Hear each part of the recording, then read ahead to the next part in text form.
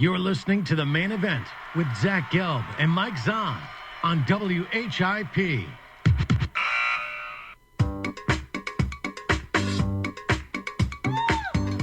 Welcome back, everybody. Time in the WHIP studios is 11:17. Mets take the first two from the Phillies over at Citizens Bank Park. It was a home run barrage in the first night. Yoenis Cespedes then in night number two hits the home run before you got a clutch hit from Michael Kadire as the Mets are red hot as they're 5.5 up on the Washington Nationals, sitting at 69 and 56. And we'll go out now on the phone lines to our guest who covers the Mets for WFAN up in New York, and that is Ed Coleman. Eddie C, Zach and Mike here on WHIP Temple's campus. How are you? Zach, Mike, good to talk to you guys today. How's everything, all right? Everything's going great here in the city of brotherly love, and, you know, I'm a Mets fan, Eddie, growing up and seeing me over all those years, and I was ecstatic being in row 26 right behind the plate the other night as the Mets came back from down 7-2, and it's been a really good run for the Mets this year ever since they made that big trade for Yoenis Cespedes, brought in Juan Uribe and Kelly Johnson. But what a scene last night that was in the seventh inning when you had the whole quick pitch incident. It kind of reminded me of Larry Bowa back in his days of 2004. That was something really interesting last night, Eddie C. Yeah, Larry's kind of feisty, and I'm sure he's been frustrated this year as well too. I think he was particularly frustrated by the night before. I think the quick pitch kind of instigated things last night, but I think a lot of the hard feelings were rolled over from the day before when they had the home run barrage that you mentioned. Daniel Murphy kind of flung his bat a little bit. Wilmer Flores posed for a while, I think, on his second home run. Cespedes as well. And I think what was frustrating is that, in talking to some of the players afterwards, the Philly pitchers didn't exactly move any Mets off the plate. So Larry's old school, and when that happened last night with the quick pitch, obviously, I think that kind of triggered things. So he and Terry Collins are very close friends. They've been good friends over the years, but Larry was in Terry's face last night, and Terry didn't want to say too much after the game to ruin the friendship, but he was kind of ticked off at Larry. So we'll see if they can smooth things over today. Boa definitely went after everyone last night, and you even heard McCann, the manager for the Phillies, say that after the game. But do you happen to see the ump maybe issuing a warning to start the game tonight just so you don't have anyone get beamed? Well, yeah, no, it's very possible that that'll happen. I was asking, a lot of times, the umpires, when they know something is up, and you would have to think that Murphy maybe being up in the first inning is going to get drilled right away. Sometimes, the umpires before the game can issue a warning. So that kind of takes it out of everybody's hands. If you do drill somebody, bingo, you're out of the game and you lose your starter. So I don't know how they're going to handle it tonight. It'll be interesting. But that comes from basically the league office. They contact every umpire crew before the game and, kind of say either watch for this or maybe watch for this. So I'm sure they'll be watching for a lot tonight. And it'll be interesting to see if there is a rule. I know Dan Bellino, the home plate umpire, gave a warning to both benches after the quick pitch because he didn't want anything more going on. We'll see what they do tonight prior to the game. If you would have told me a month and a half ago that in 28 games the Mets would have had 51 home runs, and that was the stat that Harry Rose threw out last night during the Cespedes home run early in the first inning on 710 WR, I would have called you crazy because a month and a half ago you would have never seen this offense coming because they didn't have Cespedes, they didn't have Uribe, they didn't have Kelly Johnson. Wright was still hurt, and all of a sudden, boom, the Mets are now 5.5 up, and Sandy Alderson made some brilliant moves at the deadline. From that night when Wilmer Flores got taken out and everyone thought he was getting traded and Carlos Gomez was coming back to the Mets up until now, what has it just been like to cover this team? Because it's really a remarkable turnaround. Yeah, it has been. There's no question about that. I think I always go back to July 24th, and that was actually the day that they acquired Uribe and Kelly Johnson. They came the next day, and the Mets have taken off offensively since then. They actually beat the Dodgers that day 15-2. Matt Harvey pitched and had a breeze in that game. They smashed the ball all over Citi Field that day. But, since that time, they've been a much better road team, which they had to be. They've owned Citi Field this year. They've been very good at home, outside of the Pirates series where they got swept there. But, for the most part, they've been a terrific home team. But they haven't played very well on the road. Since that time, though, they're a much better road team. I actually attribute just the fact that Uribe and Johnson are, veteran guys who came into a locker room that was kind of looking for help. And just the fact that they walked in that room, I think, gave a lift to everybody in the room. Basically, Terry Collins, up until pretty much that point, had been working with a lot of guys who were kind of fringe major leaguers and 4A players, as we call them sometimes, AAA major leaguers are right on the fringe, and the Eric Campbells, other people like that. That you get the most out of, and they had done a great job. But honestly, they were kind of raising their hands and say we could use some help here. And when those two guys walked in, it really gave a palpable lift. Then a week later, Cespedes, they do the deal for Cespedes deadline. Pitching has continued to be pretty good. They've had some ups and downs, but for the most part, it's been terrific all year. So you can see how it came together, but it certainly came together rather quickly, and it certainly turned around rather quickly, to be sure. You're locked into the main event on WHIP, Phillies #1 college radio station. Joining us right now is New York Mets radio host for WFAN, Ed Coleman. And Ed, you already mentioned that the Pirates swept the Mets, and it didn't seem like the Metropolitans and the Amazons were going to have a great end to the season. But since then, they've played 7 games. They are 6-1, including last night. Syndergaard earns his first road win. The Mets sit at 69 and 56. How high is this team's ceiling? That's a good point, Mike. I honestly, I don't know. Listen, they could go on quite a run here. When you look at their schedule, it's not that tough a schedule down the stretch. They're 10-1 against the Phillies. They play the Marlins a lot. They have a lot of games left with the Braves as well too. They obviously have a huge series with Washington. They have a tough road trip coming up. It's Atlanta, Miami, Washington, with Washington in the middle. And Washington just kind of reconfigured their rotation so that their big three is going to face the Mets. That hasn't happened this year. The Mets have had their young three face the Nationals several times, but the Mets have not seen Scherzer and Zimmerman and Strasburg in a row, and they will when they go down to Washington. But honestly, this team I think it should win the National League East. The East is a weak division. I think we realize that by now. They have a lead. They have the pitching. They certainly have the firepower now, I think, to finish this off. So where they're going to end up win-wise, I don't know. I would probably say maybe high 80s or so. But they should win this division unless Washington gets red hot down the stretch and really turns things around. And is a much different team than what I've seen so far.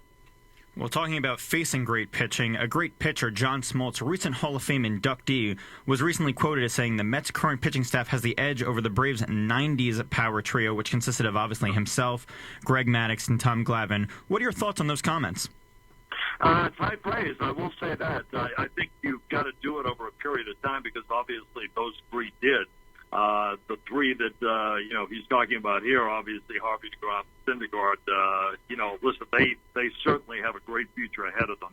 Harvey, I think, is he actually I think probably hit a spot where he could have used some rest, and I think taking him out of the rotation that last time was actually a good thing. I think he hopes to finish strong and probably will. I can't tell you, DeGrom is going to go to an innings limit this year that he hasn't been to before. Syndergaard is kind of getting there, so it's hard to judge with young guys how they're going to react. I think in the long run, I think what he has said, could hold up. I think all three of them have bright futures, could be Hall of Famers. I don't think there's any question about that. But you've got to do it, and you've got to put up the wins. That's the bottom line. As you mentioned, as you guys mentioned before, Syndergaard picked up his first road win last night, and he didn't pitch that great.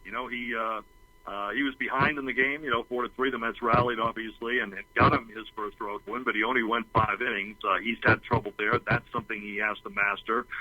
We saw DeGrom, who had been on a Cy Young kind of track, and he got tattooed in Game 1, and the Mets obviously offensively came back and got him off the hook. So this is a different time of year, and John's praise, I think, is well meant, and I think it's right there, and it can happen. There's no question about that. But you've got to put up the wins and the accomplishments like those three did, and we'll see if they can do that down the line. And if things go how we expect, with the Mets being 5.5 up, and you don't want to lock them into the postseason because we've seen what they've been able to do in 07 and 08 when they choked a 7-game lead with 17 to play. And then everyone in Philadelphia reminds me every day about what happened in 08 as they blew the last weekend. And the next thing you know, the Phillies are winning a World Series, and you have Chase Utley saying World Effing Champions. But, Eddie C., I will tell you this. I think the downfall of this team, and I really don't have that many high expectations for them because in a month and a half ago, I didn't think they would get to the postseason, is this bullpen. 8 and 9 spots are good, but in that 7th inning, it's still a little bit of a concern. Yeah, it is, and it's going to be interesting to see what they do because I think the organization as a whole, and they've gone back and forth on this with Syndergaard. There are people I know in the organization that would like to transfer Syndergaard to the bullpen and have a power arm out there along with Clippard in the 8th inning and Familia in the 9th. They both have been terrific for the most part thus far, and I think they do have a good lockdown there in 8th and 9th. But you're going to need some outs elsewhere as well. And, Syndergaard is reaching his innings limit. I don't know if they're going to do it. Syndergaard is also a nice piece to have as a starter in the postseason if you get there, too. So it's something that they've gone back and forth on. I do think they need another arm. I certainly think they need a left-handed arm out there as well, too. Eric O'Flaherty we saw last night. I don't think he's the answer. Gil Martin has been a very good long guy for them. There's no question about that. But I think they could use an arm, and that's the other intriguing thing too. You have a couple of guys. Steven Matz is pitching tonight down in Binghamton. I think he's on a 60-pitch limit, and he may or may not make another start before he comes up here. They want to make sure he can throw 90 to 100 before they insert him back into the rotation. But he and John Neitz are left-handed options. Now, neither one is really a true bullpen guy, but you know what? When you get to the postseason, if you need outs that way, and you need to get Bryce Harper and other tough left-handed bats, Gonzalez with the Dodgers, you need to get those guys out. You've got to be able to go to somebody, and if that's the case, if you have to turn a starter into a reliever, then you do it. So it'll be interesting to see what they do. Wrapping up with Eddie C., who covers the Mets for WFAN up in New York. The Phillies had so many consistent names for so many years with Utley, Hamels, Rollins, Howard still with the team, and obviously Rollins got dealt before the year, but just recently Utley and Hamels went. Did Wright or any of those Met veterans shed any light on what it's like playing the Phillies without some of those consistent names? Because it's been a little bit of a dark period here for the Phillies the last few years. Yeah, I was talking to David the other day, and then when he came back, and he said it's different. There's no question about that. Looking out, basically, Ryan Howard and Chooch, one of my favorite Phillies, actually, Carlos Ruiz, the catcher. I've always enjoyed watching him. Those are basically the two mainstays that are left, and it's certainly different when you look out there and you don't see Utley and you don't see Rollins and a few other guys as well. Papelbon is not around as well to close games, so it's definitely different. I was saying the other day that one of the guys that I really miss watching is Utley. I always loved the way he played the game. I understand the villain aspect of baseball, and you always boo the other team's best player when they come in, but I always felt kind of sad that Met fans used to give Utley such a hard time up at Citi Field or Shea Stadium, simply because, to me, he's a baseball player. That's how he should play the game. He respected the game. I love to watch him, and I miss watching him down here. I thought it was a great rivalry. It's obviously on a downturn right now, but I did talked to a couple of scouts yesterday, guys, and they tell me that the haul overall that the Phillies got for trading away Cole Hamels and everybody else is a pretty good haul. They did a good job. They like a lot of players. First baseman they have down on the farm. They like. There are other players. I don't know the whole all the guys that they got, but they did a pretty good job in the return for a lot of those players. So that bodes well. It'll take probably a couple of years, but you know what? The Phillies and the Mets will probably be going back at it, at each other's throats pretty soon. From one big trade to another, we talk about the Cole Hamels trade. Obviously, the Cespedes trade has led to a turnaround for the Amazons. Any rumblings you're hearing about Cespedes and the likelihood of him re-signing? Yeah, boy, every Met fan after every home run will say, we got to sign this guy, we got to sign this guy. Honestly, I think it's tough. You have a very short window. I think it's 5 days after the World Series. He's he's a Boris client. It's going to be tough, I think. If the Mets want to overwhelm him, and that hasn't been, that has not exactly been the way they've operated here over the last couple of years, or the last decade, I should say.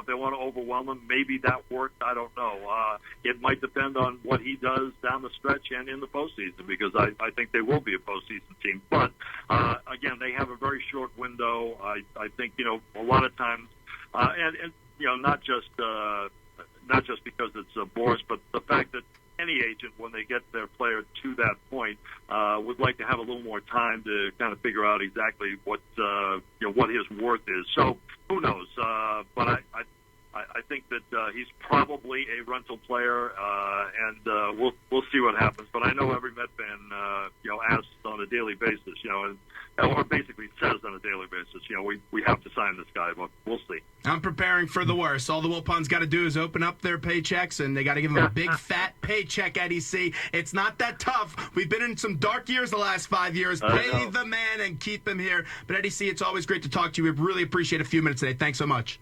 No problem, Zach. Good talking to you guys. Have a good day. Thank you. There's Ed Coleman, who covers the Mets for WFAN.